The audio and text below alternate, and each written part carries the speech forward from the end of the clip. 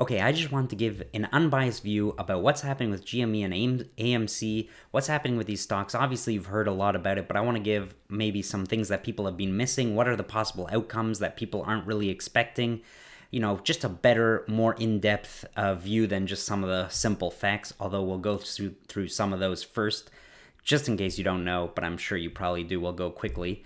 And this is not investment advice. This is entertainment purposes only. And myself, I invested in AMC. I get the idea that people are shorting these stocks to try and destroy them and make money off of people's misery, I suppose, is the problem, and I get that. And so I understand why people are trying to fight back and buy the stock. But let's go into what's happening. So first of all, with GME, you can see there's this meteoric rise.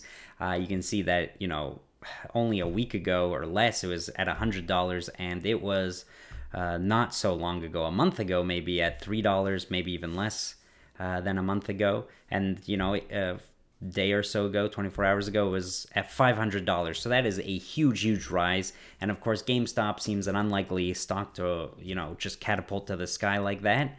But I will say a few things. First of all, you can see in these after hours columns that are green and orange background where it just shoots up, that it's thinly traded. You can see the bars at the bottom of the chart. Those are low bars. That means not a lot of people are involved in those trades, and that's probably why it's so easy for it to shoot up. But when the main action comes in between, you can see people start to sell, or maybe it doesn't go up as much. So that's first of all important to know that there might be some traders who are really pushing this up, but there might be a lot of people who are just simply getting out as they get huge gains. So do be aware of that. Nevertheless, first of all, the stock price does not depend on how many people hold the line. Well, that's a little bit complicated, but the price could go down to $0 or $1, for example, if no one's willing to buy it at $2 or $3. All there has to be is one person who's willing to sell it as low as $1 and no one willing to buy it in between there. So the price of the stock at any moment doesn't really reflect its true value. It's just who's willing to buy it for this price, pretty much. And so if everyone who owns the stock right now decided not to sell at all, the stock could plummet, to $1. For example, people were mentioning that these hedge funds were selling back and forth to each other, lowering the price. Each one was willing to buy it lower than the other one. So they were selling back and forth. I'm sure they're giving their brokerages commission fees, but they could just trade back that money, right? If one of them bought it at $4 or $100, whatever, and then sold it at $90 to the other brokerage, well, that brokerage could give that $10 back. Of course, there's brokerage fees. But the point is it is true, Wall Street Bets is saying that it is possible for them to manipulate the stock down like that. But that's temporary. If it goes down to $0, like I was saying, at one point they will have to cover their shorts. That means that they were selling the stock, they borrowed money to sell the stock, and they'll buy it at a lower price because they think it's going lower. And eventually they're going to have to buy out their position. So as much as they could make it go down to $0, they have to buy stock from someone eventually. And that's why Reddit really thinks that this stock is going to go way up, because if you hold your stock, even if it's down, eventually they'll have to buy it from someone. And I want to talk about the real possible outcomes that could really happen that people probably aren't expecting, but that's pretty much the idea. And to be fair, GameStop, as much as it's a somewhat outdated company, nevertheless, they're really pushing forward. I don't think that they're going to go through bankruptcy. They're trying to possibly become more of an e-commerce company. They don't really have competitors, that focus on gaming, as gaming becomes a big market. So I don't know. It's not a crazy stock. It's just a crazy price for the stock. So Wall Street Bets, people are obviously discussing this stock. You can see GME overnight pajama party mega thread. It's like, this is what people are doing, focusing on. Now, first of all, we should say that Melvin Capital, one of the hedge funds that was targeted by Reddit, one of these hedge funds that was shorting this stock, they have said that they've closed out all of their GameStop short position. They're no longer shorting. That's what they've said. That's first of all. Secondly, now, I just want to point out, how people post things on Reddit. Some people are smart on Reddit. I'll give them credit. And some people just have no idea what's going on. And that's a little bit more scary to me, because the smart ones might walk away with this with everything. And but Nevertheless, you can see that this person says Melvin Capital closes out of GME short position, quoting the article. And, another person says, what are you seeing? How can that be possible? And, pretty much this person points out that, yes, it is very possible because 175 million shares were traded in a day, and, Melvin only had 5 million. So obviously there's enough back and forth that they could have, lost a lot of money, but bought out of their shares at a major loss already. And, the person says, I didn't know what I was talking about pretty much. So in theory, it's very possible that they got out of their short position, except as someone points out correctly, that the float percentage, meaning how much is being shorted compared to how many stocks are available, is still too high. It's 140%. Assuming that number is accurate and updated, I had seen a number like that as well. So it almost looks like they haven't gotten out and they were just lying to a TV, news, fake news as they say. But I will come back to this a little bit later. Nevertheless, it looks like they're still shorting. So this is still very likely that there could be what's called the short squeeze, which is what I described before, where they have to buy back their position. And as they buy, they have to keep buying higher prices because no one's willing to sell at lower prices. Nevertheless, you can see this article here where they did get bailed out, Melvin Capital, with $2.75 billion. And this, with this $2.75 billion, these two other hedge funds, I suppose, or whatever, businesses that are involved in the stock market, they get non-controlling revenue. They take a non-controlling revenue share. And now, I just want to point this out because Reddit, as far as I can see, has already won. No matter what happens right now, this guy's company, Melvin Capital, just lost revenue share for their whole company. And I'm assuming it is not a small amount. I'm assuming it's not like 5% or 10%. I have no idea. It's just a thought that I might have, is that they got so much revenue share that if they were actually taking a share of the company, right? If they were taking a share of the company, that they could actually control the company. Maybe they might have to get some other people who have shares, but they have that much control and stake in the company that they were only given non-controlling revenue share because they could just control the company, and obviously the owner of Melvin Capital did not want to have that happen. So I'm saying what I'm trying to get through is Reddit, I think, in my opinion, has already won. They've already kind of destroyed this guy, not entirely, but they've destroyed his entire hedge fund, and someone else is pretty much going to be taking a huge chunk of the proceeds. Who knows what it is? Is it 80%? Is it 50%? Is it 40%? Who knows? But I can only imagine it is a major chunk because this guy was hurting, from this whole situation, losing tons of money. He needed the money badly, and they saw an opportunity. Now, I want to point out that Citadel was one of the people who, gave $2 billion. We're going to come back to Citadel in a minute.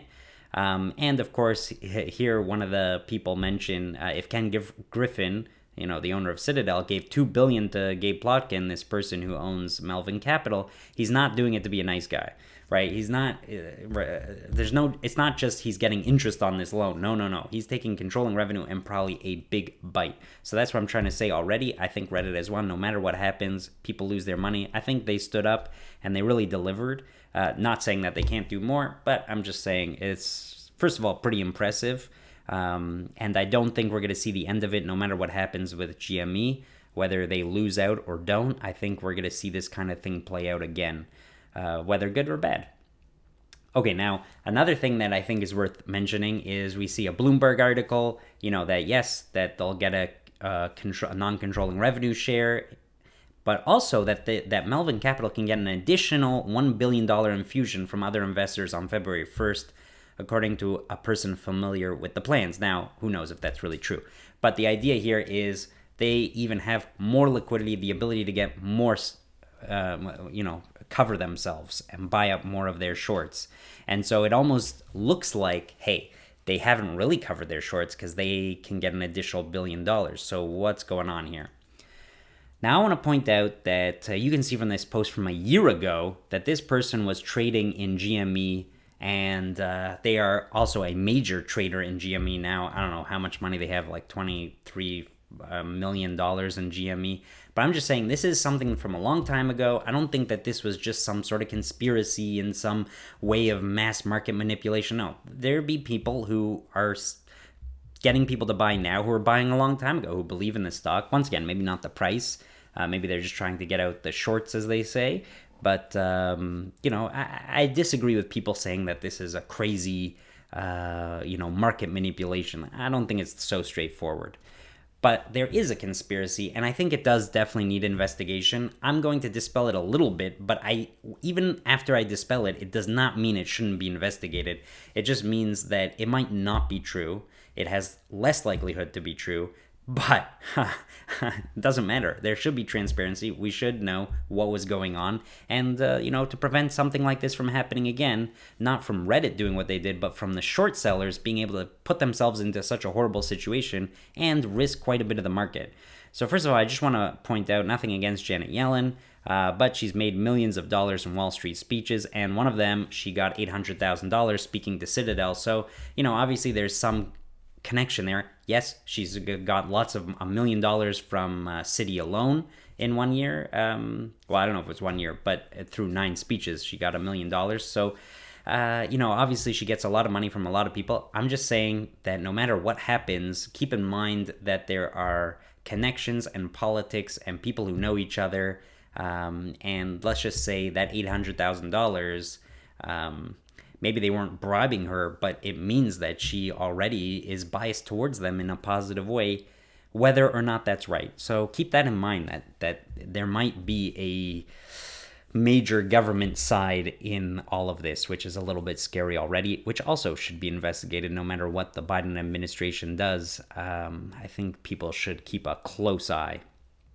Okay, the major conspiracy theory, once again, maybe right or wrong, is Apex investing. So I pulled up their routing public report, and people had mentioned this. I didn't find this on my own. That's why I'm trying to say that Wall Street Bets, not everyone's crazy, not everyone's stupid. Some of them are quite smart, and they point out that Apex, one of their major routing contributors, so is Citadel. And whether it's non-S&P 500 stocks or S&P 500 stocks, there's a major portion of their business. And similarly in options, maybe not the biggest, but big enough. And so when you see that, public.com or all these other brokerage firms that people are trading, like Robinhood or whatever it is, they mention that Apex Holdings has decided to halt the buying. And so the conspiracy is pretty obvious. It's that, listen, Citadel invested in Melvin, who's shorting this company. So Citadel wants the company to go bankrupt, or not bankrupt, but he wants the price of this stock to just hit the floor so that he can get his money, he can make money, and he won't lose his $2 billion investment. Now, Citadel, who made that investment and wants the price to go down, is also doing business with Apex Holdings and a major player. And so now Apex Holdings might want to listen to Citadel. Now, to be fair, even if Citadel said nothing to Apex Holdings might be worried that one of the people they do a lot of business with could go bankrupt. And so Apex Holdings, without even being asked, might decide to do something in favor of Citadel. And so this would have to be analyzed, is Apex Holdings really doing the right thing or not? Now, he also mentions public.com that Apex has cleared the restrictions, but there were restrictions that halted the ability to buy, and you could only sell, and that was making people go crazy, and I totally get that. But here is the big but of why this could be totally wrong. And this is from Anthony Denier. I think he's the CEO of Webull.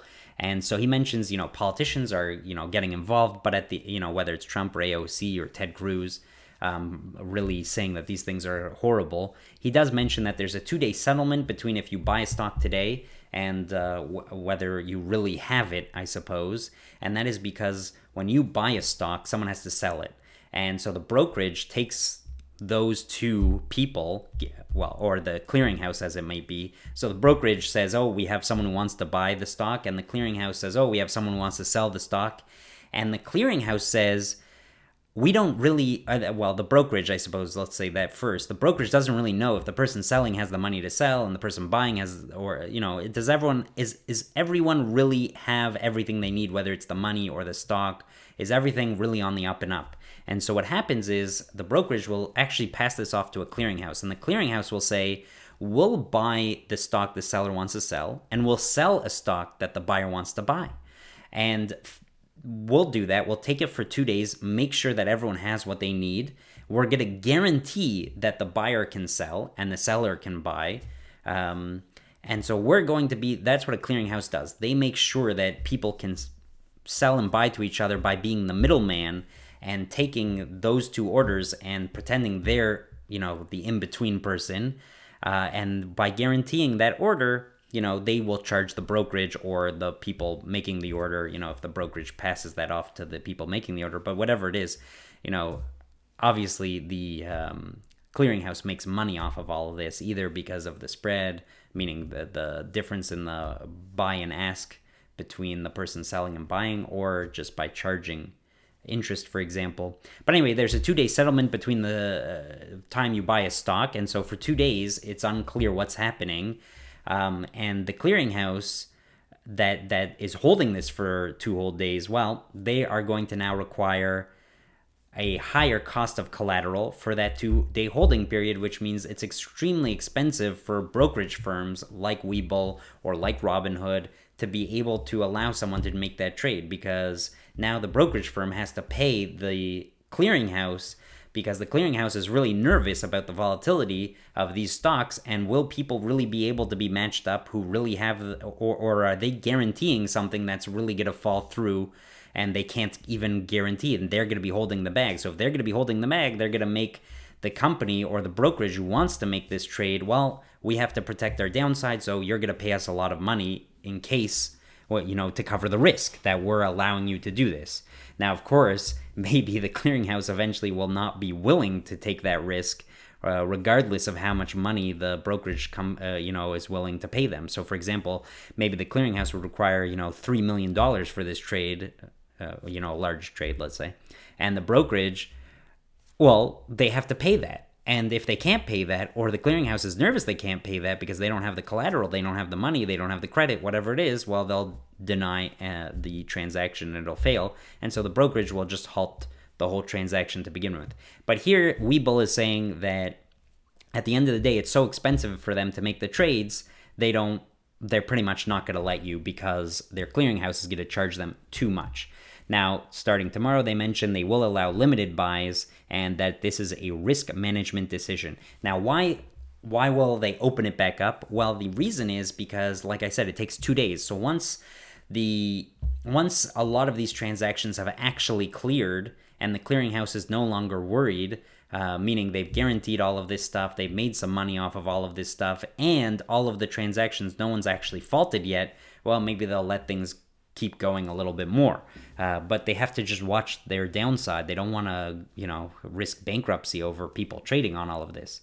And now here's some really interesting stuff going on, that the Depository Trust and Clearing Corporation first told Apex that they needed to increase their collateral to make sure that these trades could settle. So, for example, Apex was told, you need more collateral. And so then Apex told Webull that you have to, prevent your new positions to prevent trades from failing, because you're pretty much, as the previous Webull CEO mentioned, they would need the new collateral. They would have to pay higher fees for all of these things, and so Webull decided to halt it entirely. And there's, substantial risk exposure that to the firms that clear these trades, and the firms who clear these trades are scared of clients who are predominantly on one side of the market. So Webull is full of people only buying, and this is very important. This is why very, very volatile stocks in other cases not a big deal. Here it's a big deal because all of the clients like Webull and Robinhood and all these people, their users are all buying, or not all, but predominantly, let's say 80% are all buying. And so the clearinghouse is really nervous. What's going to happen if you, Robinhood, or whoever it is, if people don't have the money, right? If they're borrowing money to make these things and they can't actually afford it when the stock goes down, what's going to happen? You're going to cause a massive problem. Whereas if people within that client, Robinhood, were buying and selling, so then the clearinghouse could trade and match people off. It would be, maybe something that would only be a bigger risk to Robinhood than it would be the clearinghouse, because Robinhood is taking a lot more of the risk with in their own clientele, because they're buying and selling with each other. And so, though at the end of the day, it could be that Robinhood would fail, but maybe not the clearinghouse. That's as far as I understood. Once again, not investment advice. Okay, options chains. Now, I think this is where GameStop really exploded, and that's because not only do we have this situation with the short squeeze, of course, but you have people buying options. And when people buy options, let's say you bought an option for GameStop when it was at $100 and you bought the $500 option. Well, that might not have been so expensive when you first did that. Why? Well, because maybe no one thought back then that it was going to go up to 500, but you really believed in the movement. Okay, so now when it gets closer to 500, now the brokerage firms, right, they have to start getting nervous. What's going to happen if you have to be paid out, right? Or if the person who sold you that option, for example, has to pay you out, and you're going to exercise that option, and now that guy who sold you that option, whether it's the institution or whether it's a person, that's a very, very large amount of money at $500 price, and it's 100 of those $500 stocks. That's an enormous amount of money, right? We're talking about tens of thousands, hundreds of thousands of dollars. So, I think that it means that some of these people, whether they're institutions like the brokerage firms themselves or other people who had maybe sold some of these higher options, now have to buy back those options, or possibly the stocks themselves that those options represent, to make sure that in case someone actually exercises those options, those stocks will be available to someone who exercises them. Meaning when you have the option, you can ask for the stocks that it represents. Okay, so these option chains are a big risk, and I think, and you can see that this article is from 2017, so quite a long time ago before this whole situation, but there's this big fear that billions of dollars worth of trades that are going through clearinghouses have made them too big to fail. So that's already a big problem that people are nervous about. Then on top of that, these clearinghouses connect multiple large banks through shared pools of trades and all these types of things. And the failure of a clearing firm to meet its payment obligations could cause mass panic across the market. So first of all, this, people are saying on the news, oh no, this could never affect the S&P 500. It's just one stock. No. If a clearinghouse goes down, this could just destroy the whole market, because people would start being nervous, like, well, what's going on? I can't buy, I can't sell, my orders aren't working, people want to sell, you can't match people up, and the people you did match up, maybe the trade didn't work anymore, you have to reverse the trade somehow. Yeah, this could be just horrible if a clearinghouse. And so now you understand why the clearinghouse and probably governments will try to make sure these clearinghouses don't fail. So once again, another article from the Wall Street Journal. This is from 2011, so it's quite old, so who knows if it's correct. But it mentions that, derivatives like options presumably are hard to price, and it's also harder for clearers to gauge the correct level of collateral that someone has to have in order to actually make the trade.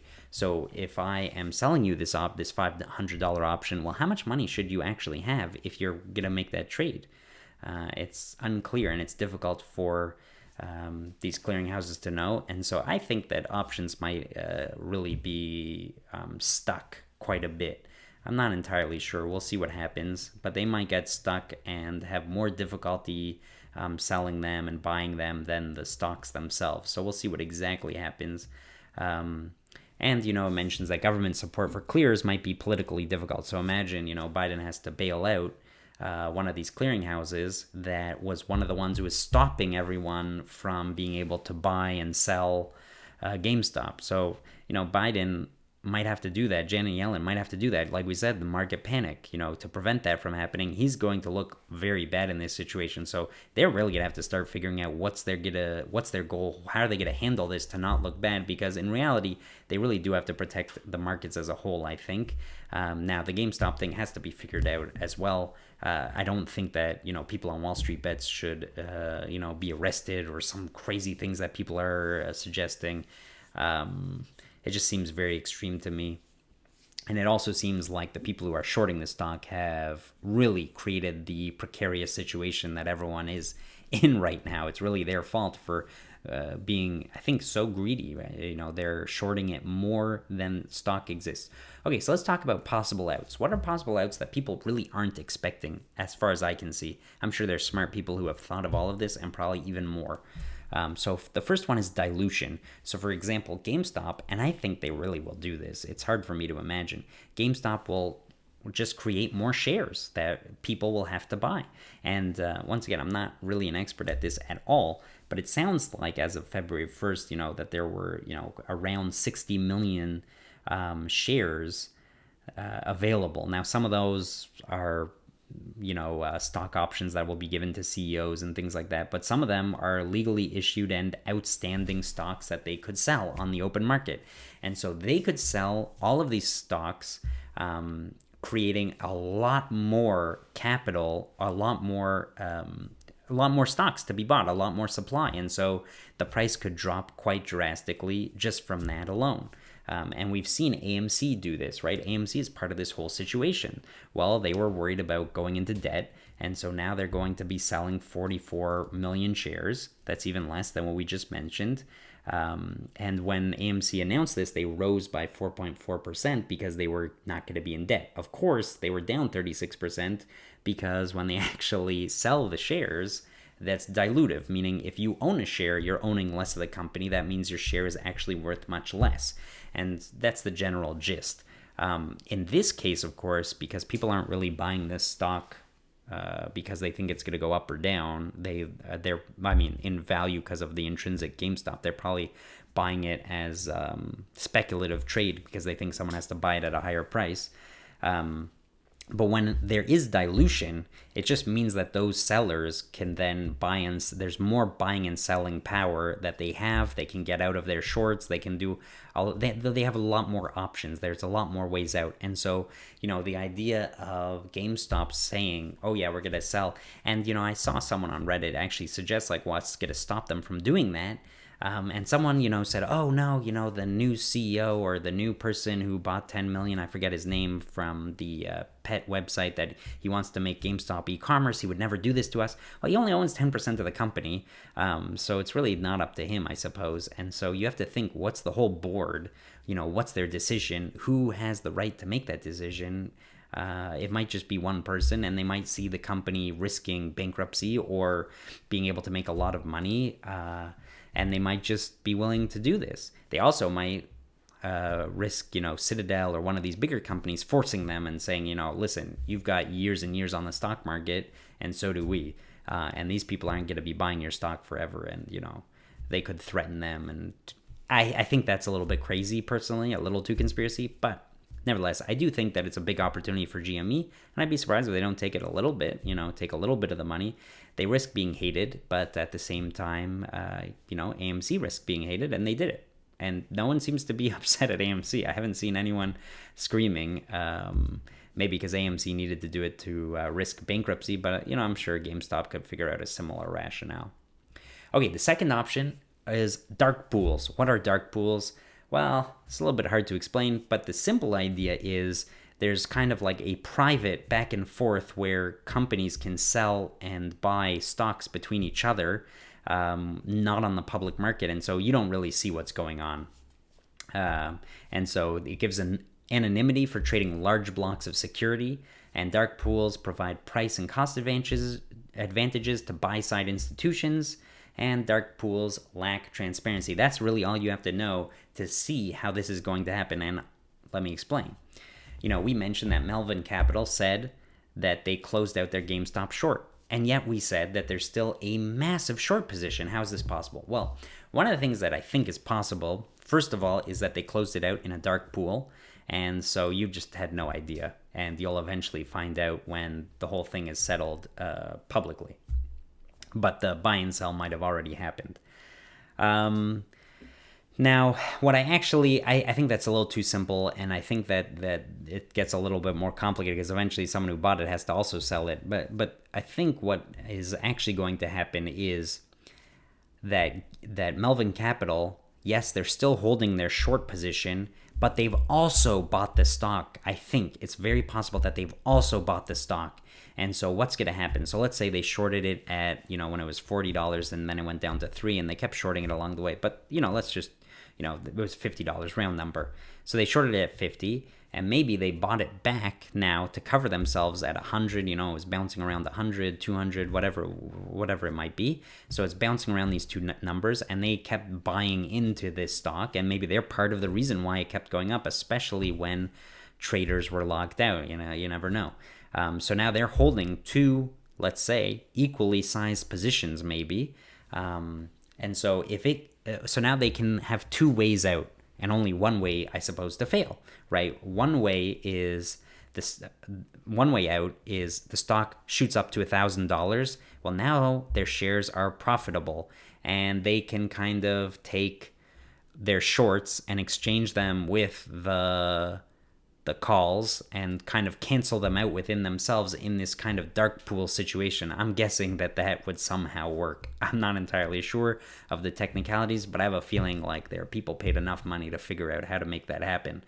The other option that they get out is that the stock just hits and goes way, way down, and the company goes bankrupt below $40 or whatever it is.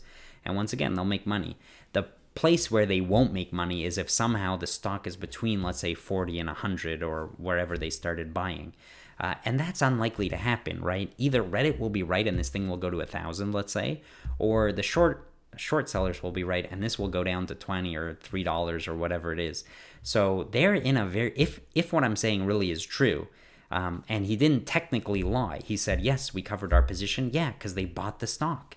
And they didn't technically close their short, maybe. I don't know if they're allowed to do that. But, once again, maybe you and me were not able to do that. But I have a feeling like they'll be able to figure out how to, buy stock with a different account as for whatever it is. And not necessarily close their cover position. And that's the type of thing that you can do with options that I know, but I'm not so familiar with these technicalities. So that is a really easy out for them.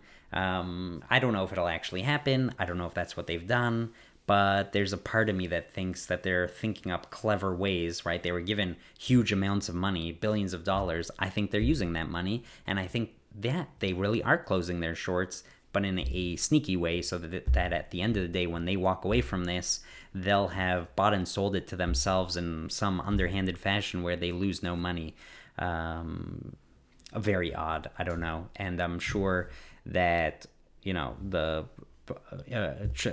regular trader will be holding the bag because now there'll be all of these extra shares on the market. Although they have, I don't know. That's one option that I'm throwing out there. It's very conspiracy theory, but I have a sneaking suspicion that, something's going on like that. The other option, of course, is that they go into bankruptcy. I'm not entirely sure what that means. And this is probably one that people aren't exactly expecting, meaning people are expecting that they'll have to cover and buy back their stock and it'll shoot up. Well, what happens if they just go into bankruptcy? What happens then? Well, presumably someone has to buy the stock, meaning they sold it, these Melvin Capital, they sold it to someone. And that person now is holding someone's sell, meaning because they bought the stock. And so, someone has to buy it back, presumably. Presumably, that's what you would think. Now, once again, we go back to this idea that Janet Yellen obviously is connected to all these people. So what will she do in such a case? Will the government go after these big companies, clearinghouses, Melvin Capital, or will they be able to go bankrupt? And will they not take down the whole system? And will the clearinghouses maybe reverse some trades or maybe force the brokerages to take the trades, and then the brokerages will go under, and so your money inside of a brokerage might be at risk? I don't know. Once again, it's something that no one's expecting. And of course, this could cause a market collapse because everyone's going to freak out like, oh, I could lose my money in the stock market because the brokerage goes under. Now, I'm sure there's FDIC and the government would have to pay you back some amount of money. And so they would be bailing you out as well. But, I doubt that it would be for your full amount, right? I usually FDIC, the insurance the government gives you for having your money in a bank, or possibly, I would hope, a brokerage. I don't really know. I haven't researched it, but it's usually has a limit, whether it's $500,000 or whatever it might be. I'm sure every place is different.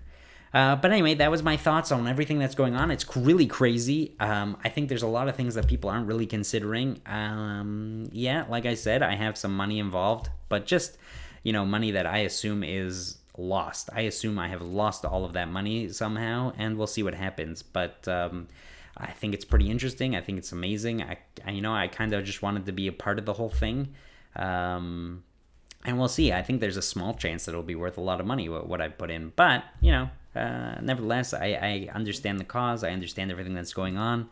And I just wanted to explain, hopefully, an unbiased kind of view of let's say, maybe I'm rationally nervous about people with lots of money and lots of control. But I have a weird feeling like they'll have a way out of this whole situation. I hope they don't destroy the market. I hope that this doesn't cause the crash that people have been worried about. It's pretty scary from my perspective. I'm amazed that people aren't more scared. But nevertheless, that's the situation. And leave me a like and comment. Let me know if you like more videos like this or more of the deep dive into stocks. Hopefully, I was really planning to do a deeper dive into Tesla or some of those other stocks that are really interesting, high-flying stocks, but really interesting analysis, I think. So let me know what you're thinking, and hopefully you enjoyed this. And let's see what happens tomorrow.